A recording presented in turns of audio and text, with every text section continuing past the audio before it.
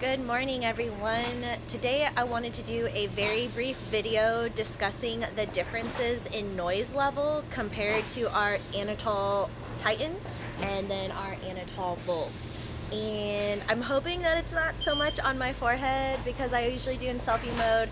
And I'm using the other side of my camera, and that way you guys can also see the footage a little bit more crisp. So as you can see, Maria is printing today.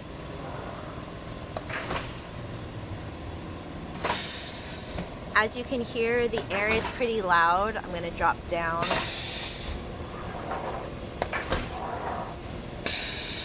So it releases a lot of air, especially after the passes.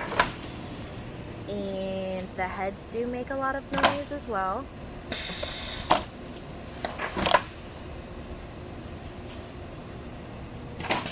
And a few seconds ago, you could hear the compressor running, which we will go over to the compressor when it kicks back on.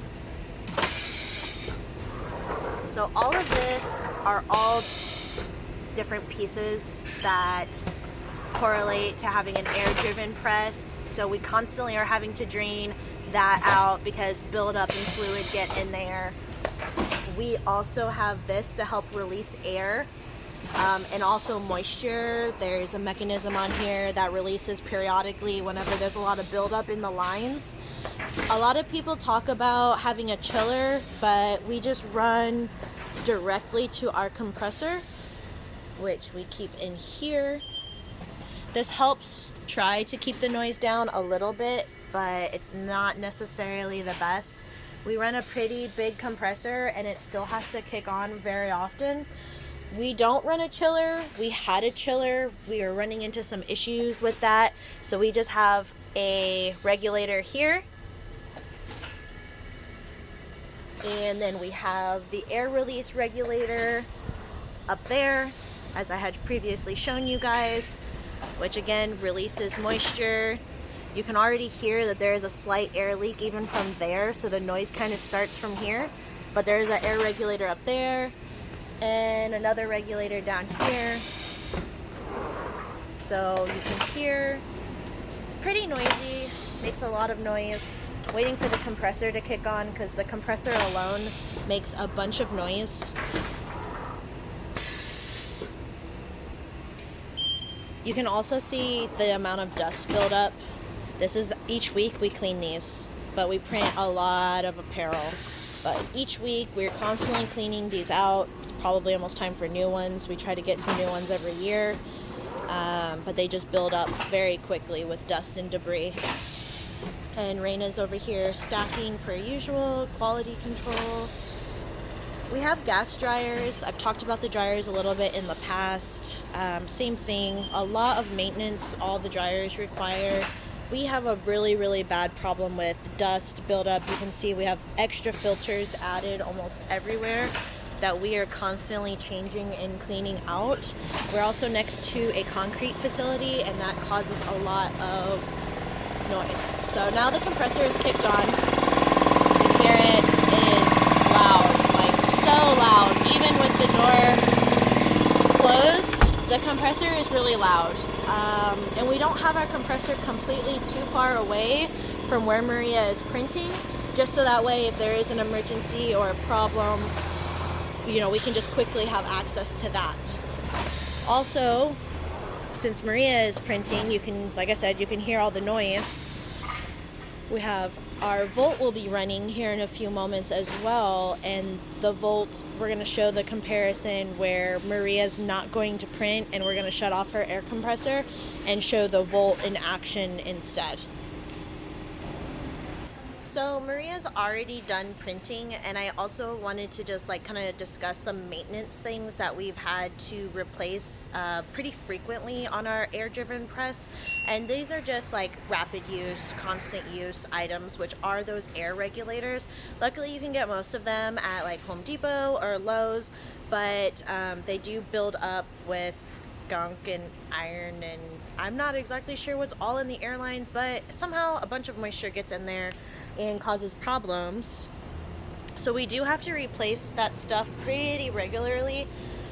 a lot of questions that I've gotten asked so far in regards to my Anatol products is, you know, the amount of availability that the technicians have had and wanted to like help us with things. And I do want to just mention that they've always been very open to video chatting with me and handling most things via, you know, FaceTime. I've replaced my screen and my computer system pretty much mostly myself, and they've just, you know, had all the parts that I needed and like walked me through everything. So I have replaced all of that.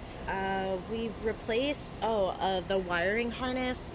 We had to get a different wiring harness because just over time, this boom concept from, you know, well over a decade ago, there was a lot of pulling on these cords that were in the back of this, so that we've replaced.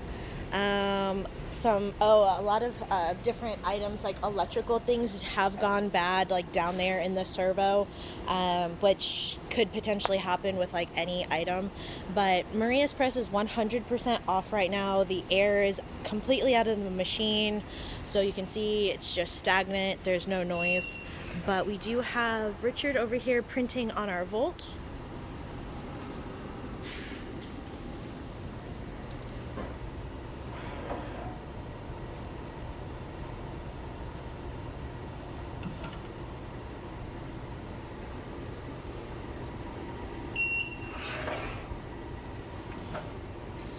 Really pretty quiet.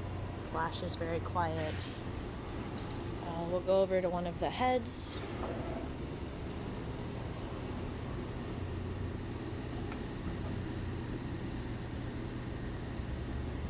So very quiet. The beep is because he's manually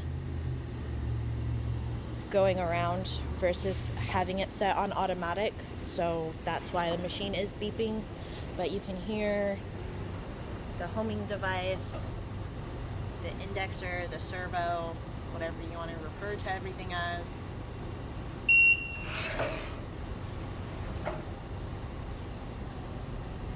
So that is really the extent, and obviously you can hear him gluing some pallets. There's not a single air compressor running. There's hardly any noise in the shop at all. Richard's just wearing his headphones. We pretty much all wear headphones here.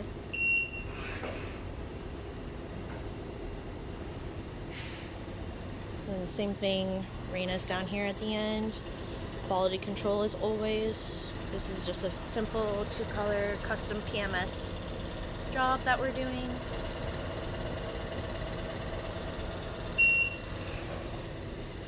So that was something that I really wanted to talk to you guys about. Maintenance in regards to our Volt, it's mostly has all been checking oil, checking grease, checking the belt tensions, which you just kind of look under here, you know, make sure that this belt is similar to the other belts. We'll come over here to head one.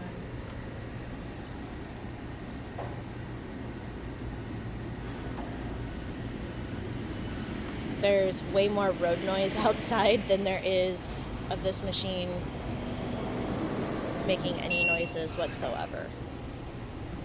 So a lot of really nice differences between the two. It's really good to have an all-electric press. It does come with a price tag, but the convenience of having this in a smaller shop, you know, more of like a boutique shop, being able to run an all-electric press, I think is a really great feature if you're going for that more of like homey, you know, you want people to come in and see what you're doing. That's like a big thing for us. Whenever I opened my shop, was that I didn't really want anything to be too secretive. I want our customers to come in and see how jobs are produced, how the work is done. So, and for us, we have a big shop. I have gobs of space. So the air wasn't that big of a deal before, but now after experiencing and working with this all-electric press, which I think if you've watched my other YouTube videos, you guys have noticed that I had old M&R All-American presses before, and they were all electric, hence why you can see my giant big bundles of electric wiring all over the place. I have several up here as well. It's where the equipment was. Those machines were all electric, and they were very, very quiet, but they were just so huge, and finding parts was next to like impossible. And you know, they just weren't effective for us. We are producing a lot of apparel here, a lot of smaller custom jobs for corporate, for individuals like churches, schools, everything like that. And I think it is really cool to also like show our customers the difference in the equipment. So he's finishing up the job right now. He literally just loaded the last shirt, so the flash isn't going to turn on anymore.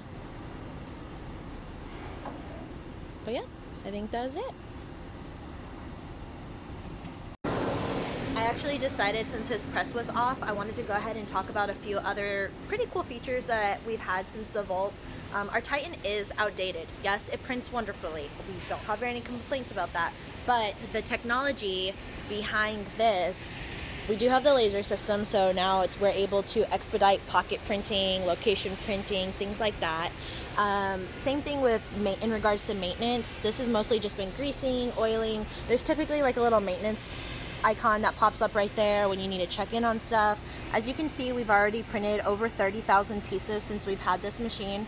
We could have potentially printed more, but we still use our Titan a bunch, and we have the employees to do so.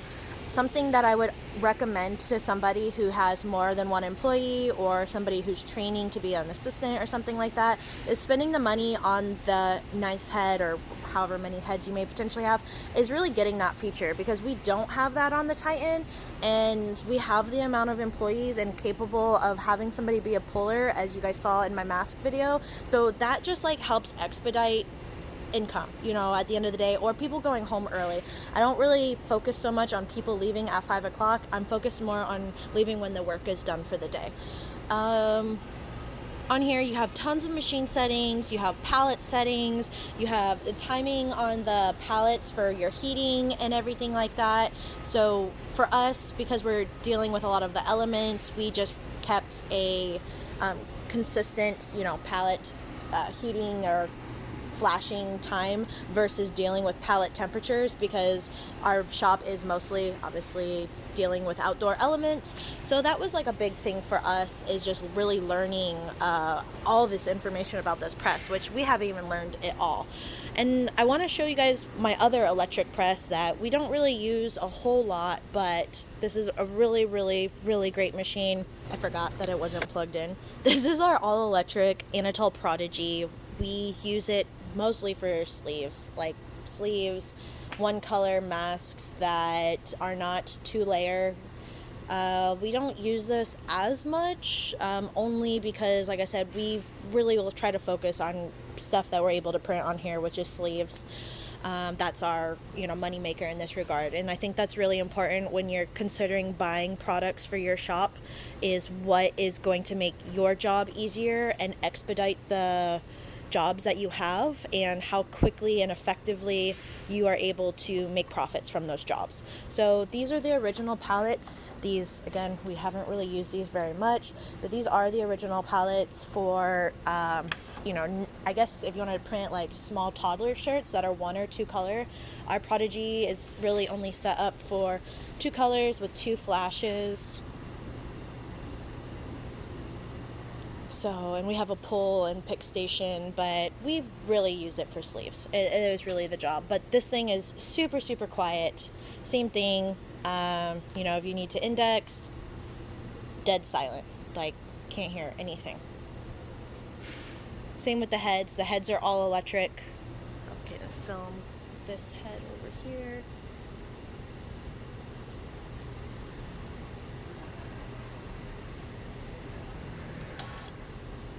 Dead quiet.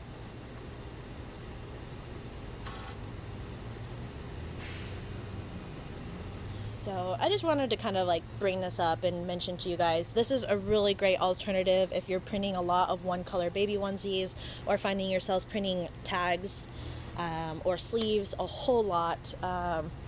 Something to really consider talking to you about with Anatol, especially if you're looking to have one of their other bigger machines. And yeah, so everybody's kind of going to take lunch right now, so shop's gonna be quiet. I appreciate everybody who has watched our videos, and I really hope that this helps you guys make some decisions in the products that you're wanting to have at your shop. Let me know if there's anything else you'd like us to talk about.